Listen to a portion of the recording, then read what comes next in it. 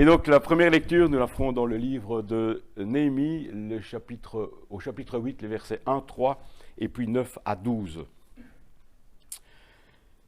Le premier jour du mois, ils se rassemblèrent d'un commun accord à Jérusalem, sur la place située devant la porte des eaux. Ils demandèrent à Esdras, le prêtre spécialiste de l'enseignement, d'apporter le livre de l'enseignement du Seigneur que celui-ci avait donné aux Israélites par l'intermédiaire de Moïse. Esdras l'apporta devant l'assemblée composée des hommes, des femmes et des enfants en âge de comprendre. Dès l'aube jusqu'à midi, Esdras se tint sur la place située devant la porte des eaux, et il leur lut à haute voix le contenu du livre. Tous écoutaient attentivement cette lecture. Au verset 9, toute l'assemblée se mit à pleurer en entendant cet enseignement. C'est pourquoi Néhémie, le gouverneur, Esdras, le spécialiste de la loi, et les Lévites qui expliquaient le texte leur dirent « Ce jour appartient au Seigneur votre Dieu. Ne soyez pas dans le deuil, ne pleurez pas. » Esdras ajouta « Rentrez chez vous, prenez un bon repas, buvez d'excellentes boissons et partagez avec ceux qui n'ont rien de près, car ce jour appartient à notre Seigneur. Ne soyez pas dans la tristesse. La joie qui vient du Seigneur vous donnera la force. » Les Lévites, eux aussi, apaisaient le peuple en disant « Calmez-vous, ce jour appartient à Dieu, ne soyez pas dans la tristesse. » Alors tous rentrèrent chez eux pour manger et pour boire. Ils partagèrent leur repas avec ceux qui n'avaient rien et se livrèrent à de grandes réjouissances. Ils avaient en effet compris le message qu'on leur avait communiqué. Et puis la deuxième lecture dans l'évangile de Jean au chapitre 15, les versets 9 à 11. « Tout comme le Père m'a aimé, je vous ai aimé. Demeurez dans mon amour. Si vous obéissez à mes commandements, vous demeurerez dans mon amour, tout comme j'ai obéi au commandement de mon Père et que je demeure dans son amour. Je vous dis cela afin que ma joie soit en vous et que votre joie soit complète. » Et puis la troisième lecture dans la lettre aux Philippiens au chapitre 4, les versets 4 à 7 et puis les versets 10 à 20. « Réjouissez-vous toujours dans le Seigneur. Je le répète, réjouissez-vous. Que votre douceur soit connue de tous les hommes. Le Seigneur est proche.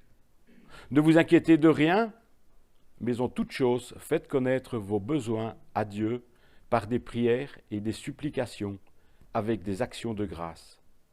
Et la paix de Dieu, qui surpasse toute intelligence, gardera vos cœurs et vos pensées en Jésus-Christ. » Et puis au verset 10, « J'ai éprouvé une grande joie dans le Seigneur de ce que vous avez pu enfin renouveler l'expression de vos sentiments pour moi. Vous y pensez bien, mais l'occasion vous manquait. Ce n'est pas en vue de mes besoins que je dis cela, car j'ai appris à être content de l'état où je me trouve. Je sais vivre dans l'humiliation et je sais vivre dans l'abondance. Et en tout et partout, j'ai appris à être rassasié et à avoir faim, à être dans l'abondance et à être dans la disette. Je suis tout par celui qui me fortifie.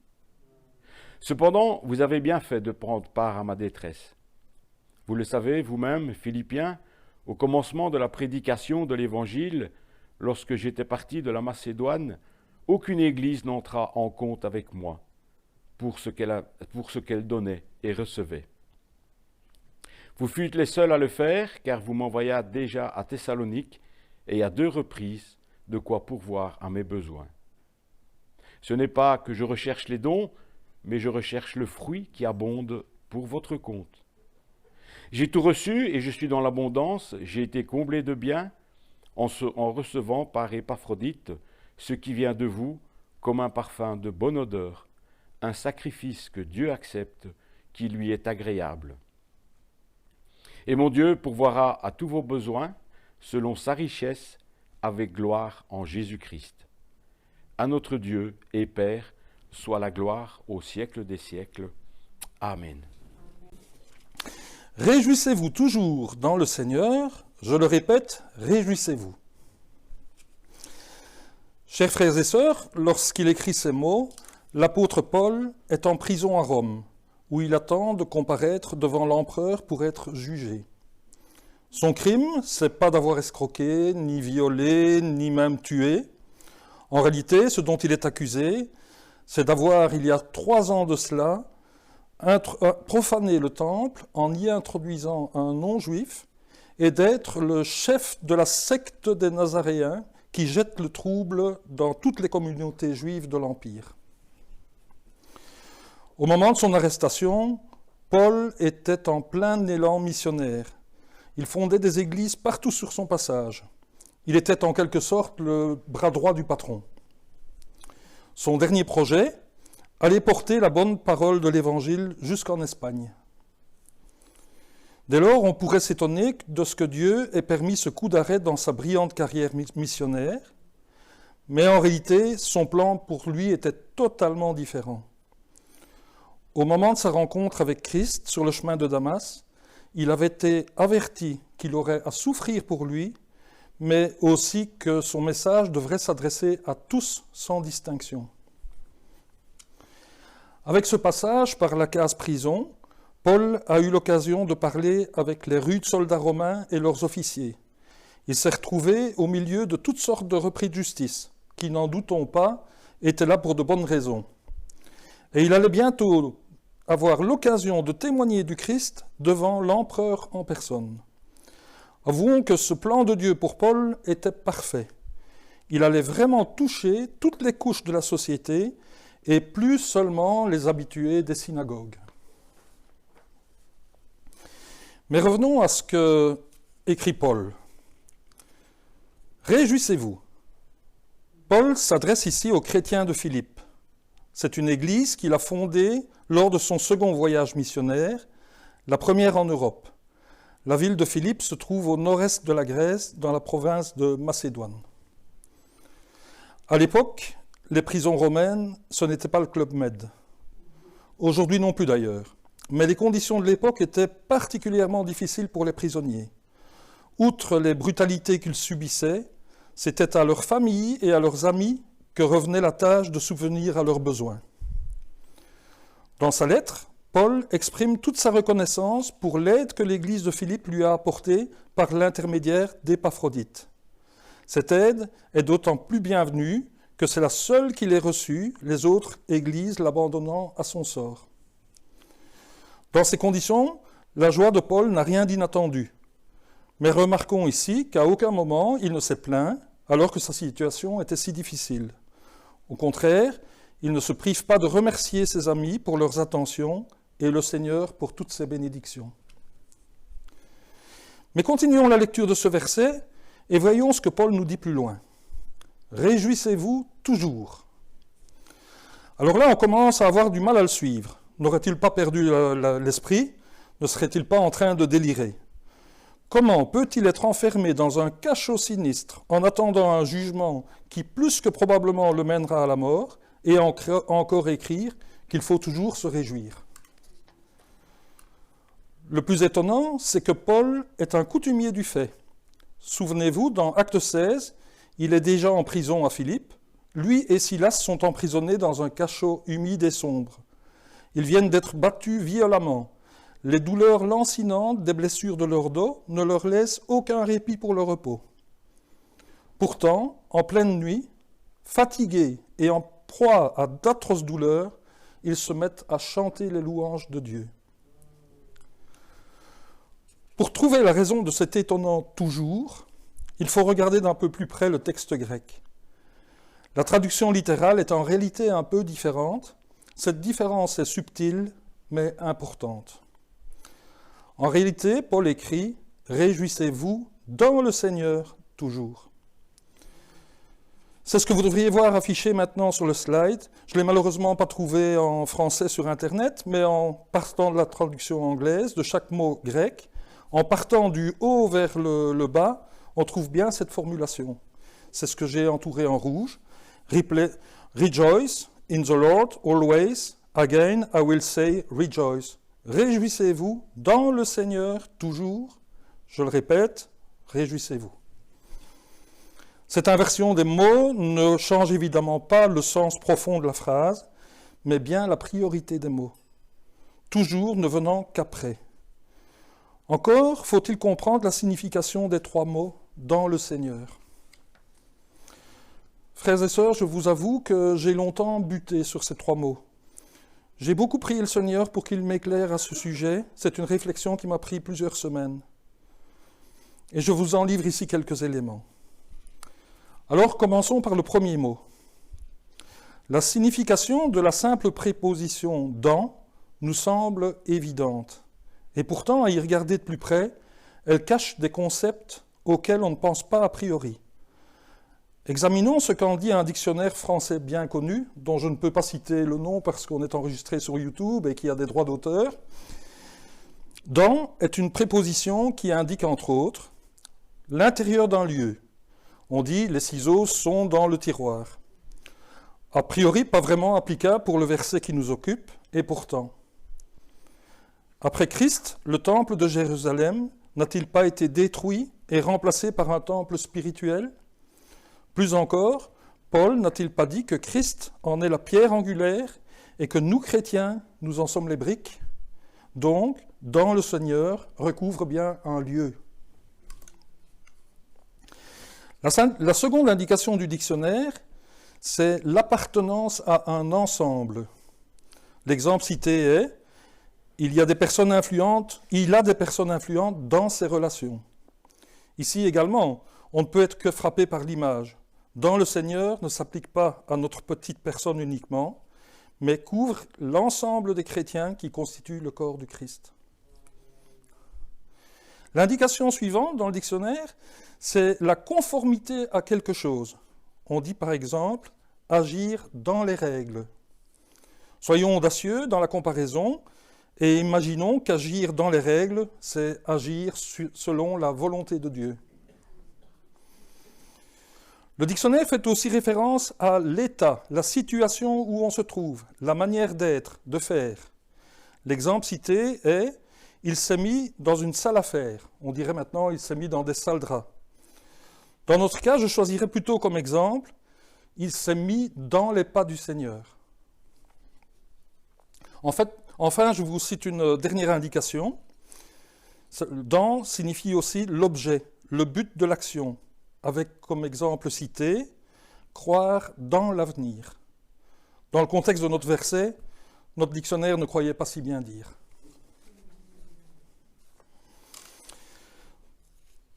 Nous venons de regarder en détail tout ce que couvre le premier mot, et encore faut-il maintenant comprendre en quoi cela nous donnerait de la joie.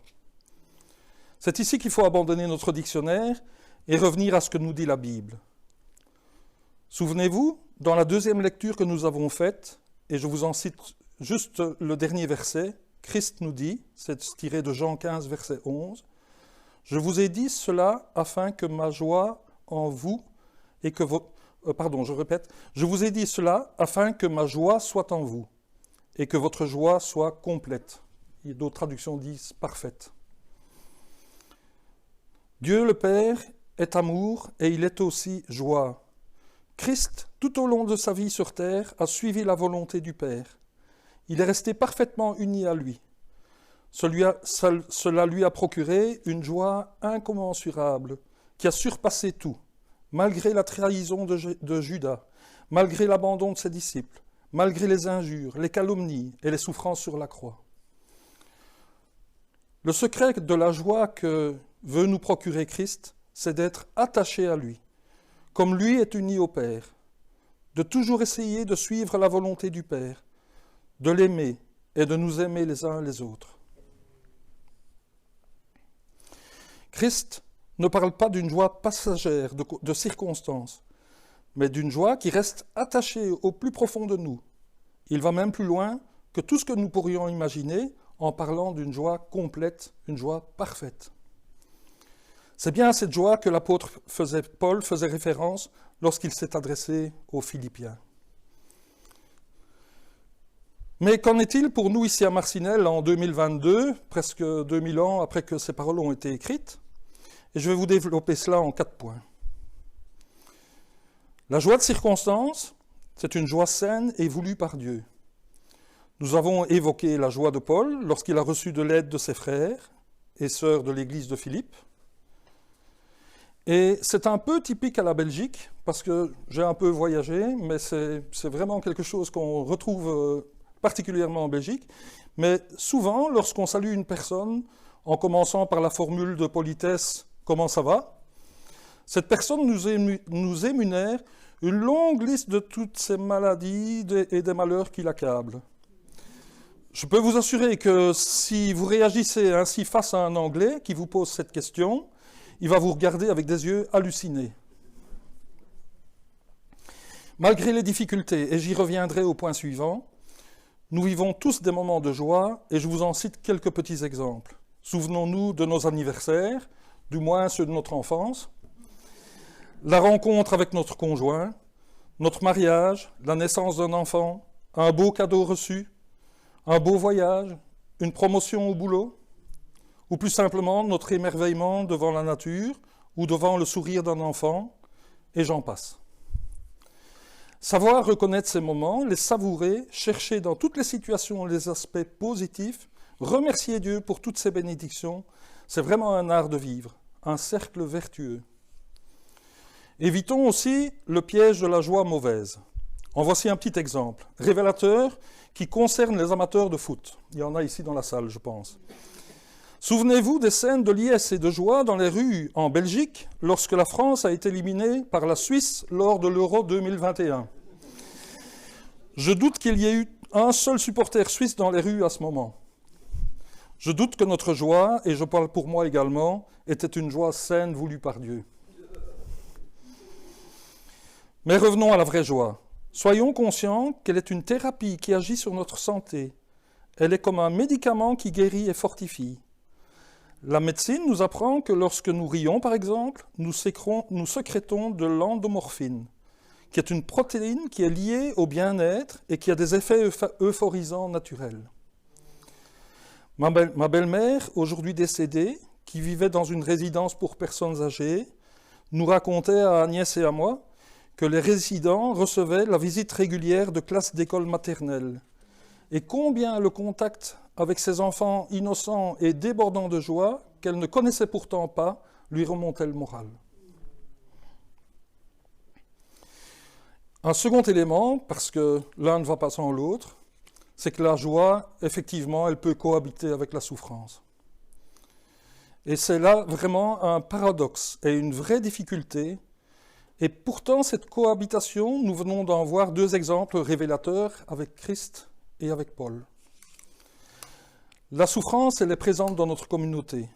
Elle est même beaucoup plus qu'on ne pourrait se l'imaginer. On ne compte plus les frères et sœurs frappés par des maladies diverses, parfois très graves.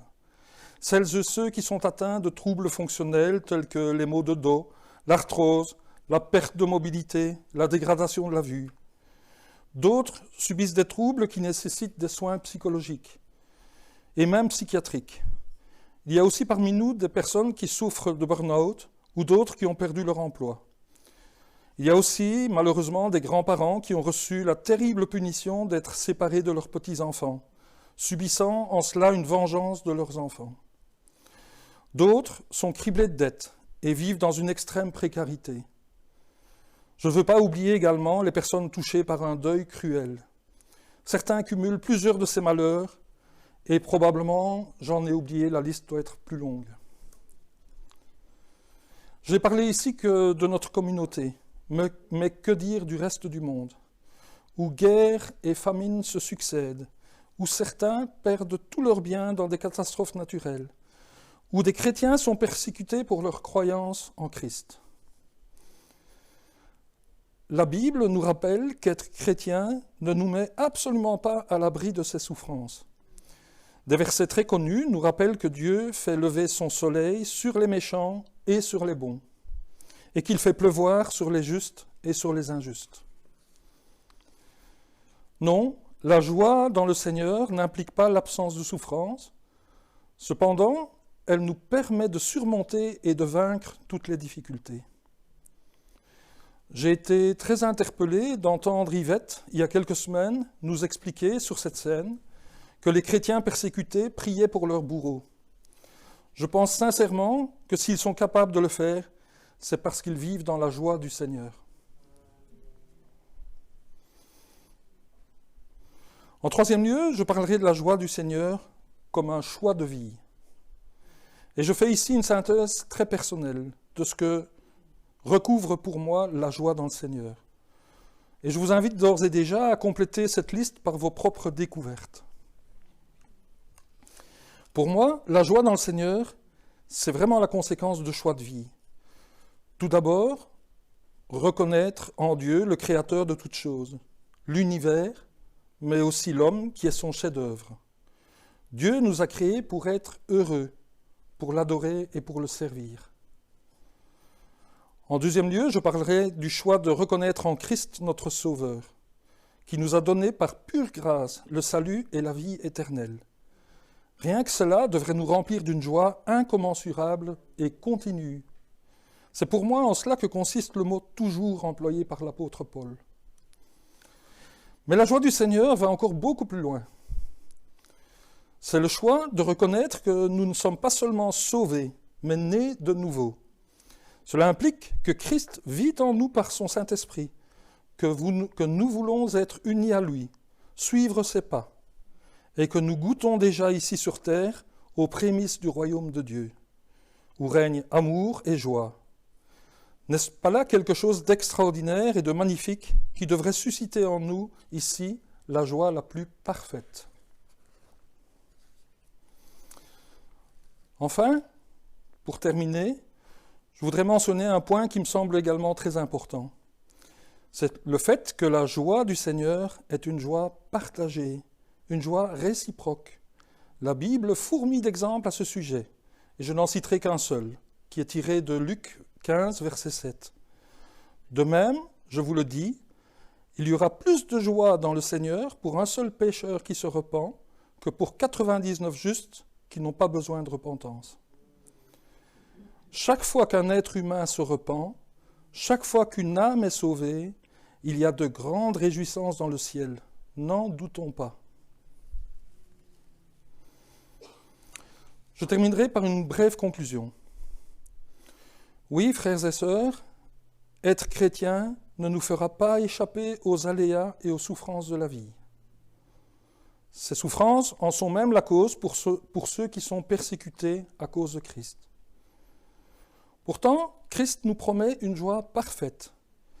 Nous pouvons y goûter dès ici-bas, en le laissant entrer dans nos vies, en lui faisant confiance pour guider nos projets. Que chacun d'entre nous fasse siennes les paroles de l'apôtre Paul. Réjouissez-vous dans le Seigneur toujours. Oui, je le répète, réjouissez-vous dans le Seigneur. Que chacun d'entre nous fasse de la joie du Seigneur son choix de vie. Dieu nous aime, il veut notre bonheur parfait. Ne l'oublions jamais, quelles que soient les circonstances. Amen.